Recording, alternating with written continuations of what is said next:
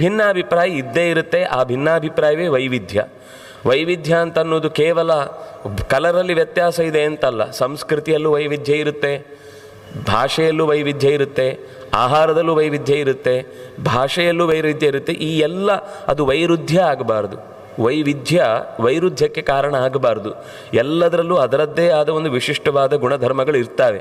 ಆದರೆ ಅಂಥ ಭಾವ ಎಲ್ಲಿರುತ್ತೆ ಅಂದರೆ, ಎಲ್ಲದಕ್ಕೂ ಪರವನ್ನೇ ಕಾಣಬೇಕು ಅನ್ನೋ ಯೋಚನೆ ಇದ್ದ ಮಧ್ಯದಲ್ಲಿ ವೈರುಧ್ಯಕ್ಕೆ ಕಾರಣ ಆಗುವುದಿಲ್ಲ.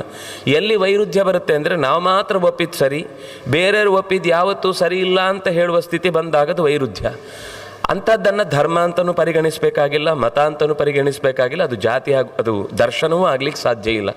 ಋಷಿಗಳಲ್ಲಿ ನೈಕೋ ಮತಂ ಯಸ್ಯ ವಚಃ ಪ್ರಮಾಣಂ ಅಂತ ಭಾರತವೇ ಹೇಳುವಾಗ, ಋಷಿಗಳು 100 ಜನ ಇದ್ದಾರೆ, ಅವರ ಅಭಿಪ್ರಾಯಗಳೂ ಬೇರೆ ಬೇರೆ ಇದೆ. ಆದರೆ ಎಲ್ಲರೂ ಪರಮಾತ್ಮನ ಚಿಂತನೆಗೆ ಅಂತ ಬಂದಾಗ ತಮ್ಮ ಎಲ್ಲ ವೈವಿಧ್ಯಗಳನ್ನು ಪಕ್ಕಕ್ಕಿಟ್ಟು ವೈರುಧ್ಯ ಅನ್ನೋದನ್ನು ಮರೆತು, ಅವರು ವೈರುಧ್ಯ ತಾಳುವುದೂ ಇಲ್ಲ, ಅಕಸ್ಮಾತ್ ವಿಷಯದ ದೃಷ್ಟಿಯಿಂದ ವೈರುಧ್ಯ ಇರುವುದಾಗಿದ್ರೂ ಕೂಡ ಅಲ್ಲಿಗೆ ಬಂದಾಗ ಅದೆಲ್ಲವೂ ಗೌಣ, ನಾವೆಲ್ಲರೂ ಕೂಡ ಅವನ ಮಕ್ಕಳು ಅನ್ನೋದನ್ನು ಮುಂದೆ ಒಂದೆರಡು ಪ್ರಸಂಗಗಳಲ್ಲಿ ನಾವು ನೋಡ್ತೇವೆ. ಹೀಗೆ ಧರ್ಮಶಾಸ್ತ್ರಾರ್ಥ ತತ್ವಜ್ಞಾ ತೇಪುಹು ನೈಮಿಷ ಕಾನನೆ. ನೈಮಿಷದ ಅರಣ್ಯದಲ್ಲಿ ಅತ್ಯಂತ ತೀವ್ರತರವಾದಂತಹ ಯಜ್ಞದಲ್ಲಿ ದೇಹವನ್ನು ಚೆನ್ನಾಗಿ ಆ ಕಾರ್ಯಕ್ಕಾಗಿ ದಂಡಿಸುವುದು ಮತ್ತು ಅದನ್ನು ಹೊರತಾಗಿ ಬೇರೆ ಯಾವ ಯೋಚನೆಗಳನ್ನು ಇಲ್ಲದೇ ಇರುವುದೇ ಒಂದು ತಪಸ್ಸು. ಅಂತಹ ತಪಸ್ಸಿನಲ್ಲಿ ತೊಡಗಿದವರು ಯಜ್ಞೈ ಯಜ್ಞಪತಿಂ ಕೇಚಿತ್ ಜ್ಞಾನೈ ಜ್ಞಾನಾತ್ಮಕಂ ಪರೇ ಕೇಚಿಚ್ಚ ಪರಯಾ ಭಕ್ತ್ಯ ನಾರಾಯಣಮಪೂಜಯನ್. ಅಲ್ಲಿದ್ದವರು ಎಲ್ಲರೂ ಯಜ್ಞ ಮಾಡುವವರೇ ಅಲ್ಲ. ಸತ್ರ ಅಂತಂದರೆ ಅದು ತುಂಬ ಸಜ್ಜನರಿಗೆ ತ್ರಾಣ ನೀಡುವಂತಹ ಅತ್ಯಂತ ವಿಸ್ತಾರವಾದ, ಬಹಳ ದೀರ್ಘ ಪ್ರದೇಶದಲ್ಲಿ ವ್ಯಾಪ್ತವಾದಂತಹ ಒಂದು ಹಬ್ಬ. ಆ ಹಬ್ಬದಲ್ಲಿ ಮುಖ್ಯವಾದ ಒಂದು ಕಡೆಯಲ್ಲಿ ಯಾಗ ನಡೀತಾ ಇರುತ್ತೆ, ಇನ್ನುಳಿದ ಕಡೆಗಳಲ್ಲಿ ಬೇರೆ ಬೇರೆ ಸಾಂಸ್ಕೃತಿಕ ಕಾರ್ಯಕ್ರಮಗಳು, ಸಾಮಾಜಿಕ ಚಟುವಟಿಕೆಗಳು ಎಲ್ಲವೂ ನಡೀತಾ ಇರುತ್ತೆ. ಅದರಲ್ಲಿ ಒಬ್ಬೊಬ್ಬರು ಒಂದೊಂದು ರೀತಿಯಲ್ಲಿ, ಯಾರೋ ಒಬ್ಬ ಇಡೀ ಊರಿನ ಹೊರಭಾಗದಲ್ಲಿ ಏನೋ ಒಂದು ತನ್ನ ಕರ್ತವ್ಯ ನಿರ್ವಹಿಸ್ತಾ ಇದ್ದಾನೆ ಅಂದರೆ ಅವನು ದೇವರನ್ನು ಮರೆತು ಕೂತಿಲ್ಲ. ಅವನು ತಾನು ಮಾಡುವಂಥ ಕೆಲಸದಲ್ಲೇ ದೇವರನ್ನು ಕಾಣುವಷ್ಟು ಆ ಎತ್ತರ ಅವನಲ್ಲಿ ಇತ್ತು. ಆದ್ದರಿಂದಾಗಿ ಕೆಲವರು ನೇರವಾಗಿ ಯಜ್ಞದಿಂದ ಭಗವಂತನನ್ನು ಪೂಜಿಸಿದರೆ, ಇನ್ನು ಕೆಲವರು ಸಜ್ಜನರು ಸೇರಿದಾಗ ಒಳ್ಳೆಯ ಹರಟೆ, ಆ ಒಳ್ಳೆಯ ಹರಟೆಯಿಂದ ಇಬ್ಬರಲ್ಲೂ ಕೂಡ ಪರಸ್ಪರ ಕೊಡುಕೊಳ್ಳುವಿಕೆ ಅಂತ ಅನ್ನೋದು ಜ್ಞಾನದ ವಿಷಯ ಹೊರತು ಅಜ್ಞಾನವನ್ನು ಕೊಟ್ಟುಕೊಳ್ಳುವುದಲ್ಲ. ನಮ್ಮಲ್ಲಿ ಸಾಮಾನ್ಯ ಮಾತುಕತೆ ಅಂತ ಬಂದಾಗ ಅವನದ್ದೊಂದಿಷ್ಟು ಅಜ್ಞಾನ, ಅದು ಕಾಯ್ದೆ ಸರಿ ಇಲ್ಲ ಅಂತೆ ಮಾರೆ, ಅದು ವಾಪಸ್ ಯಾಕೆ ತಗೊಂಡ್ರು ಅಂತಂದರೆ ಇಷ್ಟೆಲ್ಲ ಕಾರಣ ಇತ್ತಂತೆ. ಇವನು ಹೌದು ಅದು ಇದಕ್ಕೆ ಹೀಗಾಗಿದ್ದು ಅಂತ. ಇಬ್ಬರಿಗೂ ಆ ವಿಷಯದಲ್ಲಿ ಏನೂ ಅಂಶ ಗೊತ್ತಿರುವುದಿಲ್ಲ. ಚರ್ಚೆಗಳ ಮೇಲೆ ಚರ್ಚೆ, ಲೇಖನಗಳ ಮೇಲೆ ಲೇಖನ, ಫಾರ್ವರ್ಡ್ ಮಾಡೋದ್ರ ಮೇಲೆ ಫಾರ್ವರ್ಡು, ಹೀಗೆ ನಡೀತಾ ಇರುತ್ತೆ. ನಿಜವಾದ ಒಳ ಸಂಗತಿ ಏನು ಅಂತ ನಮಗೆ ಅಗತ್ಯವೂ ಇರುವುದಿಲ್ಲ ಅದನ್ನು, ಅಥವಾ ವಿವರಿಸುವುದಿದ್ರೂ ಅದರ ಹಿನ್ನೆಲೆಯನ್ನು ಸರಿಯಾಗಿ ತಿಳಿಯುವ ಶಕ್ತಿಯು ನಮಗಿಲ್ಲದೇ ಇದ್ದರೂ ಕೂಡ ನಮ್ಮ ಸಮಯವನ್ನು ನಿಜವಾಗಿ ಅದಕ್ಕಿಂತ ಹೆಚ್ಚು ಮುಖ್ಯವಾಗಿ ನಾವು ಗಮನಿಸಬೇಕಾದ ಎಷ್ಟೋ ಅಂಶಗಳನ್ನೆಲ್ಲ ಪಕ್ಕಕ್ಕೆ ಇಟ್ಟು ಕಿವಿಗೆ ಯಾವುದು ಒಂದು ರೂಮರು ಗಾಸಿಪು ಅಂತ ಅನಿಸುತ್ತೋ ಅಂಥ ವಿಷಯಗಳ ಕಡೆಗೆ ಗಮನ ಹರಿಯುವಂಥದ್ದಾಗಿರುತ್ತೆ. ಆದರೆ ಋಷಿಗಳ ಗಮನ ಅಂಥ ವಿಷಯಗಳ ಕಡೆ ಸಾಗದೆ ಶಾಸ್ತ್ರದ ವಿಷಯದಲ್ಲಿ ಚರ್ಚೆ ನಡೆಸುವಂತಹ ಅತ್ಯಂತ ಉತ್ತಮವಾದಂತಹ ವ್ಯವಸ್ಥೆ. ಅವರು ಹೀಗೆ ಯಜ್ಞ ನಡೆಸ್ತಾ ಇದ್ದಾರೆ.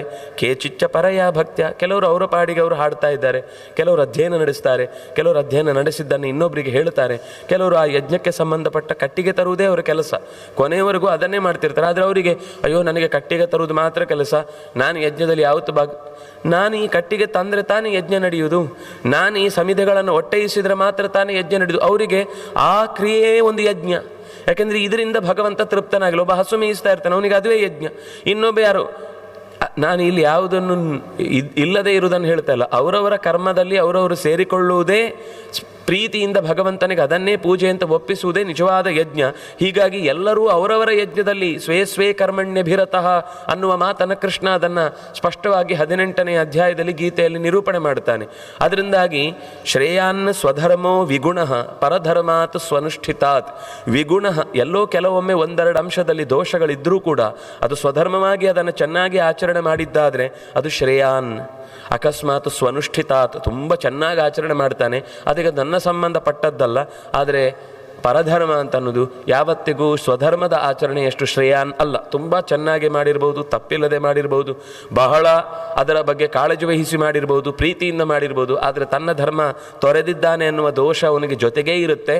ಪರಧರ್ಮ ಆಚರಣೆ ಮಾಡಿದ್ದಾನೆ ಅದಕ್ಕೆ ಏನು ಸಿಗಬೇಕು ಅದು ಸಿಗುತ್ತೆ, ಆದರೆ ಬೆಳವಣಿಗೆ ಅಲ್ಲಿಂದಿಲ್ಲ. ಮತ್ತೆ ರೂಟ್ ಅವನಿಗೆ ಯಾವುದು ಯಾವ ಮುಖದಿಂದ ಹೋಗಬೇಕಿತ್ತು ಮತ್ತು ಅವನು ಅಲ್ಲಿಗೆ ವಾಪಸ್ ಬರಲೇಬೇಕು, ಅದೇ ದಾರಿಯಲ್ಲಿ ಮತ್ತೆ ಮುಂದೆ ಸಾಗಬೇಕು. ಅದು ಒಂದು ರೀತಿಯಲ್ಲಿ ಡೆಸ್ಟಿನೇಷನ್ಗೆ ಒಂದು ಅಡ್ಡದಾರಿ ಇದ್ದ ಹಾಗೆ. ಮತ್ತೊಂದು ಅಡ್ಡದಾರಿಗೆ ಹೋಗಿ ಮತ್ತೆ ವಾಪಸ್ ಮುಖ್ಯ ದಾರಿಗೆ ಬರಲೇಬೇಕು. ಬರುವುದಕ್ಕೆ ಮಧ್ಯದಲ್ಲಿ ಒಂದು ತಡೆಯಾಗಿ ಪರಧರ್ಮ ಅನ್ನೋದು ಶ್ರೇಷ್ಠವಾಗಿ ನಡೆಸಿದರೂ ಅದು ಪೂರ್ಣ ಆಗುವುದಿಲ್ಲ ಅಂತ. ಹಾಗಾಗಿ ಅಂತಹ ಮುನಿಗಳೆಲ್ಲ ಸೇರಿ ನಡೆಸಿದ ಯಾಗದಲ್ಲಿ ಒಂದು ಬಾರಿ ಧರ್ಮವನ್ನು, ಅರ್ಥವನ್ನು, ಕಾಮವನ್ನು, ಮೋಕ್ಷ ಅಂತನ್ನುವ 4 ಪುರುಷಾರ್ಥಗಳನ್ನು ಚೆನ್ನಾಗಿ ತಿಳಿದು ಅದರಲ್ಲೇ ರತರಾಗಿರುವಂತಹ ಜ್ಞಾತುಮಿಚ್ಛವಃ ಸರಿಯಾಗಿ ತಿಳಿಬೇಕು. ಧರ್ಮ ಅಂದರೆ ಏನು, ಸಂಪತ್ತಿನ ವಿನಿಯೋಗದ ಬಗ್ಗೆ ಮತ್ತಷ್ಟು ಹೆಚ್ಚು ಅರಿಯಬೇಕು.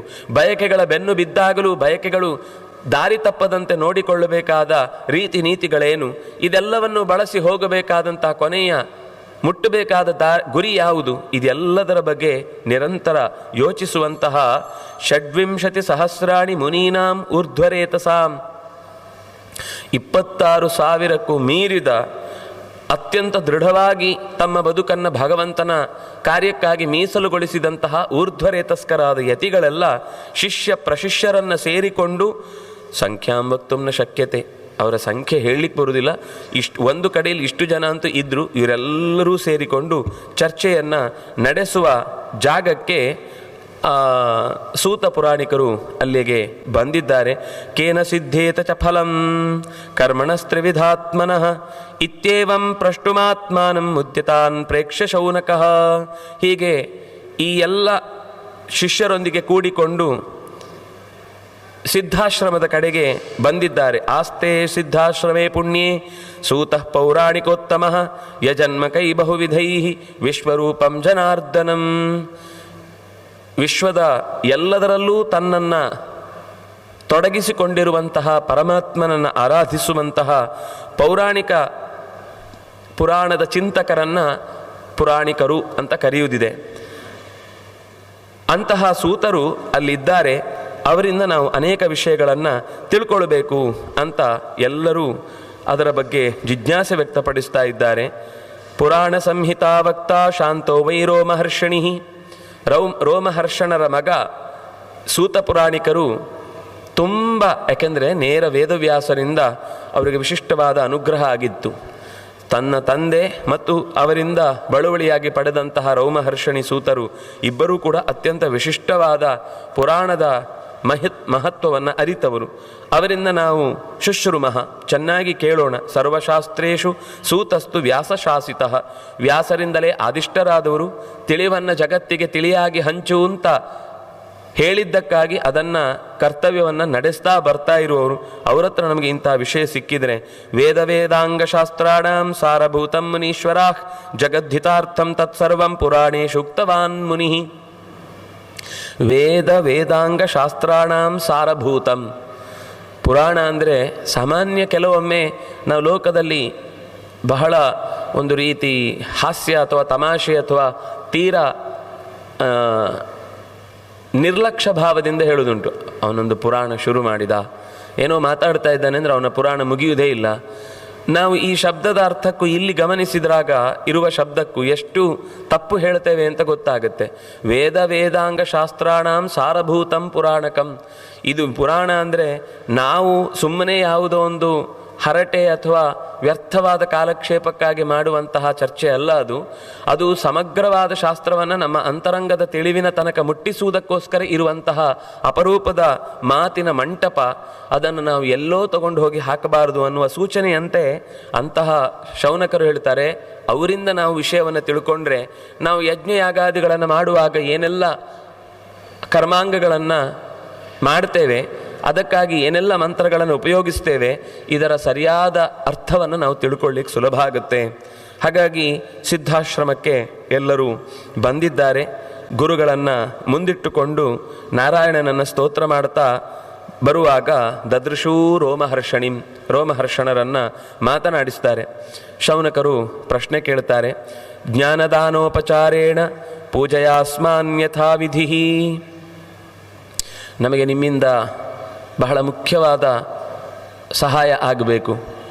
ಏನೂ ಇಲ್ಲ, ನಮಗೆ ನೀವು ಜ್ಞಾನದಾನೋಪಚಾರಣೆ ಇನ್ನೇನು ಬೇಡ. ನಮಗೆ ಇಲ್ಲಿ ಬಂದಾಗ ವ್ಯವಸ್ಥೆ ಆಗಬೇಕು, ಮಲ್ಕೊಳ್ಳಿಕ್ಕೆ ಜಾಗ ಆಗಬೇಕು, ಬೆಳಿಗ್ಗೆ ತಿಂಡಿ ಆಗಬೇಕು, ಮಧ್ಯಾಹ್ನ ಊಟ ಆಗಬೇಕು, ರಾತ್ರಿ ಎಲ್ಲೋ ಉಳ್ಕೊಳ್ಳಿಕ್ಕೆ ಸರಿಯಾದ ವ್ಯವಸ್ಥೆ ಆಗಬೇಕು. ನಾವು ಎಲ್ಲಿದ್ದರೂ ಸುಖವಾಗಿರ್ತೇವೆ. ಆದರೆ ನಮಗೆ ಒಂದೇ ಒಂದು ಆತಿಥೇಯರಾಗಿ ನೀವು ನಮಗೆ ಜ್ಞಾನದಾನವನ್ನು ಮಾಡಿ ಅನುಗ್ರಹ ಮಾಡಿದರೆ, ಇದಕ್ಕಿಂತ ದಿವೌಕಸಾಹಿ ಜೀವಂತಿ ಪೀತ್ವಾ ಚಂದ್ರಕಲಾಮೃತಂ ಜ್ಞಾನಾಮೃತಂ ಭೂಸುರಾಸ್ತು ಮುನೇ ತ್ವನ್ಮುಖ ನಿಸ್ಸೃತಂ. ದೇವತೆಗಳು ಚಂದಿರನ ಕಲೆಯನ್ನುಂಡು ತಮ್ಮ ಕಾರ್ಯವನ್ನು ಸಿದ್ಧಿಸಿಕೊಳ್ತಾರೆ. ನಮಗೆ ಬೇರೇನೂ ಗೊತ್ತಿಲ್ಲ. ಜ್ಞಾನಾಮೃತಂ ಭೂಸುರಾಸ್ತು ಮುನೇ ತ್ವನ್ಮುಖ ನಿಸ್ಸೃತಂ ಪೀತ್ವಾ, ಅದನ್ನೇ ಕುಡಿದು ಬದುಕುವವರು. ನಾವು ಜ್ಞಾನದ ಅಮೃತವನ್ನೇ ಸ್ವೀಕರಿಸಲಿಕ್ಕೋಸ್ಕರ ಬಂದವರು. ಇಲ್ಲಿಯ ವ್ಯವಸ್ಥೆಯಲ್ಲಿ ಏನೋ ಒಂದು ಸ್ವಲ್ಪ ಹೆಚ್ಚು ಕಮ್ಮಿ ಆಗುತ್ತೆ, ಆತಿಥ್ಯ ಕಮ್ಮಿ ಮಾಡ್ತಾರೆ ಅಂತಲ್ಲ, ಆದರೆ ಅದರ ಮಹತ್ವ ಅವರಿಗೆ ಜ್ಞಾನದ ಕಾಳಜಿ ಹೊರತು ಅಲ್ಲಿಗೆ ಮಹತ್ವ ಕೊಡಬೇಕು ಹೊರತು ತಿನ್ನುವುದರ ವಿಷಯದಲ್ಲಲ್ಲ, ಅಥವಾ ಉಳ್ಕೊಳ್ಳೋ ವ್ಯವಸ್ಥೆಯಲ್ಲಲ್ಲ, ಅಥವಾ ಇನ್ನೇನೋ ಅವ್ರು ಕರೆದು ಹೇಳಿಲ್ಲ, ಇಲ್ಲಿ ಕರ್ಕೊಂಡು ಹೋಗಲಿಲ್ಲ, ಅಲ್ಲಿ ಕರ್ಕೊಂಡು ಹೋಗಲಿಲ್ಲ, ಇನ್ನೇನೋ ಆಯಿತು, ಇದು ಯಾವುದು ಲೆಕ್ಕ ಅಲ್ಲ. ನಮಗೆ ತಿಳಿಯಬೇಕು. ಏನು ಪ್ರಶ್ನೆ? ಕೇನ ವಿಷ್ಣು ಪ್ರಸನ್ನ ಸ್ಯಾತ್ ಸಕಥಂ ಪೂಜ್ಯತೆ ನರೈ ಏನೇದಮಖಿಲಂ ಜಾತಂ ಯದಾಧಾರಂ ಯದಾತ್ಮಕಂ. ಈ ಜಗತ್ತು ಯಾರಿಂದಾಗಿ ಎದುರಿಗೆ ಕಾಣಿಸ್ತಾ ಇದೆಯೋ, ಯಾರಿಂದಾಗಿ ಆಧಾರವನ್ನು ಪಡೆದಿದೆಯೋ, ಯಾರಿಂದಾಗಿ ಗಟ್ಟಿಯಾಗಿ ನೆಲೆ ನಿಂತಿದೆಯೋ, ಕೊನೆಗೆ ಯಾರಲ್ಲಿ ಹೋಗಿ ಕೊನೆಗೊಳ್ಳುತ್ತೋ ಅಂತಹ ನಾರಾಯಣನನ್ನು ಹೇಗೆ ನಾವು ಪ್ರಸನ್ನೀಕರಿಸಿಕೊಳ್ಳುವುದು? ಅವನು ನಮ್ಮ ಬಗೆಗೆ ಬಹಳ ಪ್ರೀತಿಯನ್ನು ತೋರಬೇಕು. ಅದಕ್ಕೇನು ಮಾಡಬಹುದು? ಯಾವ ರೀತಿಯ ಪೂಜೆ ನಡೆಸಬೇಕು? ನಮ್ಮ ಕರ್ತವ್ಯಗಳನ್ನು ತಿಳ್ಕೊಳ್ಳುವುದು ಹೇಗೆ? ಆಶ್ರಮ ಧರ್ಮ ವರ್ಣಧರ್ಮಗಳ ಬಗ್ಗೆ ತಿಳಿಸಬೇಕು. ಬಂದ ಅತಿಥಿಗಳನ್ನು ಪೂಜಿಸುವುದು, ಸತ್ಕಾರ ಮಾಡುವುದು ಹೇಗೆ? ಎಂಥ ಜ್ಞಾನಿಗಳನ್ನು ನಾವು ಗುರುತಿಸಬೇಕು, ಹೇಗೆ ಗುರುತಿಸಬೇಕು? ಅದಕ್ಕೆ ಸಂಬಂಧಪಟ್ಟಂತೆ ಮೋಕ್ಷೋಪಾಯಗಳೇನು? ಭಕ್ತಿಯಿಂದ ನಾವು ಪಡೆಯಬಹುದಾದದ್ದೇನು? ಭಕ್ತಿ ಅಂದ್ರೇನು? ಹೀಗೆ ನೂರಾರು ಪ್ರಶ್ನೆಗಳನ್ನು ಶೌನಕರು ಸೂತರ ಮುಂದೆ ನಿರೂಪಿಸ್ತಾರೆ, ಕೇಳ್ತಾರೆ. ಆಗ ಅವರು, ಇದು ನಮ್ಮ ಪ್ರಾಚೀನರ ಒಂದು ಸಹಜವಾದ ಗುಣ. ಏನು ಅಂದರೆ, ನಾನು ಹೇಳ್ತೇನೆ ಅಂತ ಹೇಳುವುದಿಲ್ಲ. ಅವರು ಹೇಳ್ತಾರೆ, ಅಯ್ಯೋ ಇದು ನಮ್ಮ ಹಿಂದಿನವರು ಈಗಾಗಲೇ ಬಹಳ ಬಾರಿ ಚರ್ಚಿಸಿ ಮುಗಿಸಿಟ್ಟದ್ದು, ನಾನು ಅದನ್ನು ನಿಮ್ಮ ಮುಂದೆ ತೆರೆದಿಟ್ಟರೆ ಆಯ್ತು ಅಷ್ಟೇ.